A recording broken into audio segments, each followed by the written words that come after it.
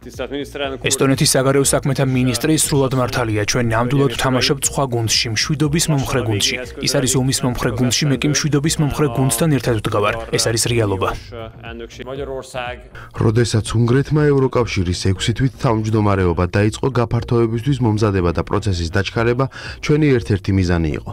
დასავლეთ ბალკანეთის ქვეყნები 15 წელი და მეტიც ელოდებიან ევროკავშირის წევრობას. ეს იმას ნიშნავს, რომ თუ სწრაფად არ წავალთ წინ, მაშინ ეს ნიშნავს არა მხოლოდ გაფართოების პოლიტიკის, არამედ მთელი ევროკავშირის სანდოობის კითხვის ნიშნის ქვეშ დაყენებას.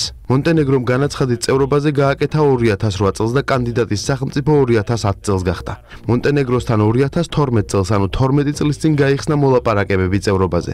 ამას ვამბობ იმისთვის, რომ ხაზი გაუსვა რა პერიოდზეა ლაპარაკი. მონტენეგროში ამ დროის განმავლობაში ესმოდათ, რომ ეს დამსახურებებზე დაფუძნებული პროცედურაა, მაგრამ გრძნობდნენ დამსახურებას არაფერი მოსდევდა. კანდიდატი ქვეყნები ასრულებენ სამუშაოს, მაგრამ პროგრესი არ იყო. ბოლო 5 წელში მონტენეგროს არაჩვეულებრივი პროგრესი ჰქონდა და პასუხიც არის ევროკავშირის მხრიდან. ყველა თანხმდება, რომ გვჭირდება პროგრესი. ეს ნიშნავს მოლაპარაკებების სამი თავის დახურვას: ინტელექტუალური საკუთრება, მედია, ინდუსტრიული პოლიტიკა. მონტენეგრო გვთავაზობს ყველაფერს, რაც ევროკავშირს სჭირდება. ჩვენ გვჭირდება მომენტი, ახალი ენერგია, სიძლიერე. მე ვუსურვებ ახალ კომისარს გაფართოების საკითხებში წარმატებას, რადგან გაფართოების გარეშე ევროკავშირი ვერ იქნება ძლიერი. როგორც მონტენეგროს პრემიერმა აღნიშნა, ბოლო 7 წელიწადნახევრის განმავლობაში მოლაპარაკებების პროცესში ვერც ერთი თავის დახურვა ვერ შევწელით.